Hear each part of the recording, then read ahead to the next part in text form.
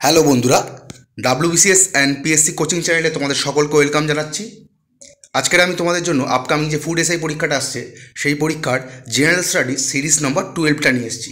তা আমার ভিডিওগুলো যদি তোমাদের ভালো লাগে তো আমার ভিডিওটাকে লাইক করো, খারাপ লাগলে ডিসলাইক করো, কমেন্টে জানিও, পারলে চ্যানেলটাকে শেয়ার করো। তো চলো বন্ধুরা, বেশি কথা না বলে আজকে ক্লাসটা শুরু করা যাক। আজকের প্রথম প্রশ্ন, ভারতীয় জাতীয় কংগ্রেসের প্রথম অধিবেশন কোথায় বসেছিল? অপশানগুলো দেখে নেওয়া যাক। Option 1 Kolkata, option 2 Bombay, option 3 Delhi, option 4 Surat. সঠিক উত্তর বোম্বাই। এই সম্বন্ধে একটা নোট দেখে নেওয়া যাক। তাহলে জাতীয় কংগ্রেসের প্রথম অধিবেশন কোথায় বসেছিল? বোম্বাই। এবার যদি বলে কত সালে বসেছিল? 1885 সালে। আর জাতীয় কংগ্রেসের প্রথম সভাপতি কে ছিল? উমেশচন্দ্র বন্দ্যোপাধ্যায়। ঠিক আছে বন্ধুরা, পরের প্রশ্ন, কংগ্রেসকে আনুবীক্ষণিক সংখ্যালঘু গোষ্ঠী বলে কে ব্যঙ্গ করেছিল?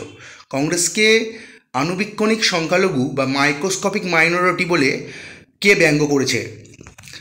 তো অপশানগুলো দেখে নেওয়া যাক।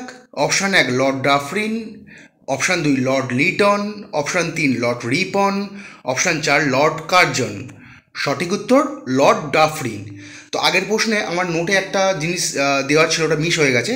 তো তোমার যদি প্রশ্ন এরকম আসে যে কংগ্রেসের প্রতিষ্ঠাকালে ভারতের ভাইসরয় কে ছিল, তখন হবে লর্ড ডাফরিন। ওকে বন্ধুরা, পরের প্রশ্ন, গিদ্দা কোন রাজ্যের একটি নৃত্যকলা?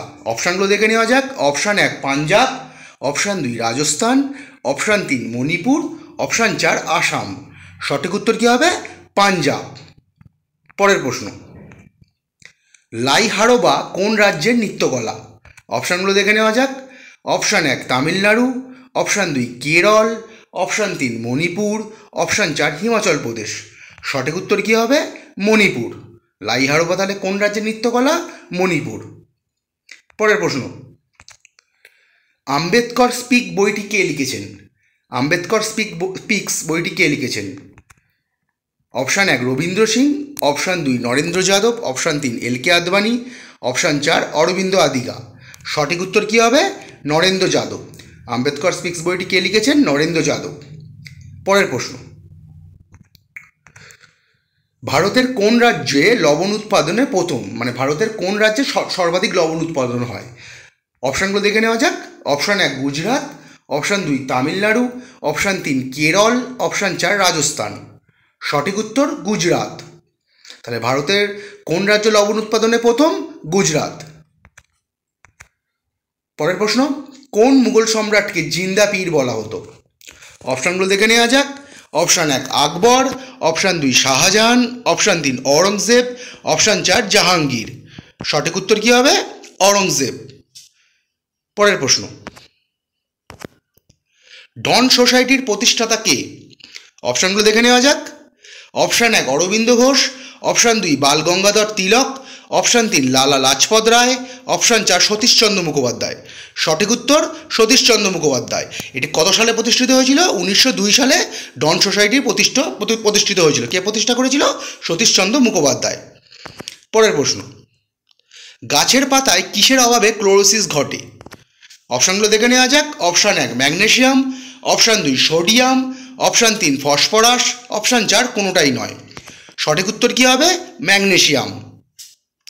পরের প্রশ্ন, কোন পরিকল্পনাকে জনগণের পরিকল্পনা নামে পরিচিত? কোন পরিকল্পনা জনগণের পরিকল্পনা নামে পরিচিত?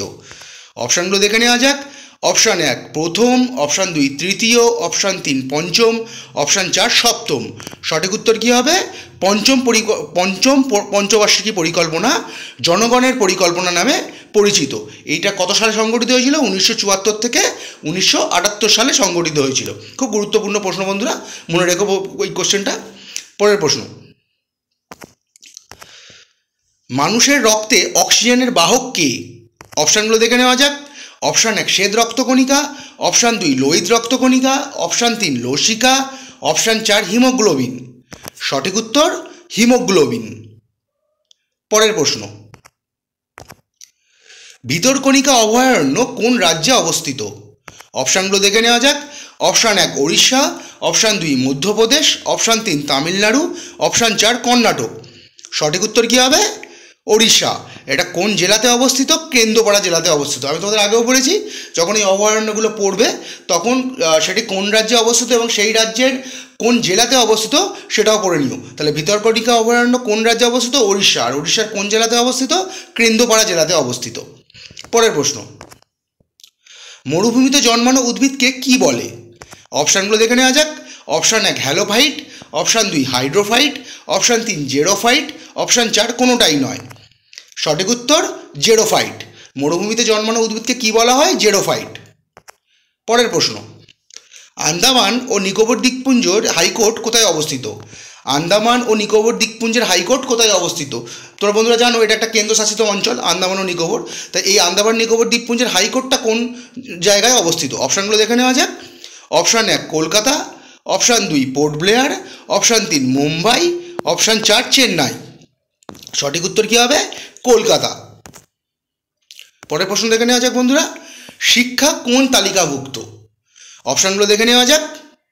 অপশান 1 কেন্দ্র তালিকা, অপশান 2 রাজ্য তালিকা, অপশান 3 যৌথ তালিকা, অপশান 4 এর কোনোটাই নয়। তো সঠিক উত্তর কী হবে বন্ধুরা? যৌথ তালিকা। তাহলে শিক্ষা কোন তালিকাভুক্ত? যৌথ তালিকা। তাহলে এই সম্বন্ধে একটা নোট দেখে নেওয়া যাক। মানে সংবিধানের শুরুতে শিক্ষা কিন্তু শুধুমাত্র রাজ্য তালিকাভুক্ত ছিল। 42তম অ্যামেন্ডমেন্ট দ্বারা, যেটা 1976 সালে হয়েছিল, তখন শিক্ষাকে কনকারেন্ট লিস্ট বা এই যৌথ তালিকাভুক্ত করা হয়। ওকে বন্ধুরা, আজকে এ পর্যন্ত। খুব তাড়াতাড়ি আমি ফুড এসআই জেনারেল স্টাডিজ পরের সিরিজটা নিয়ে আসছি। চলো বন্ধুরা, দেখা হবে। Good night.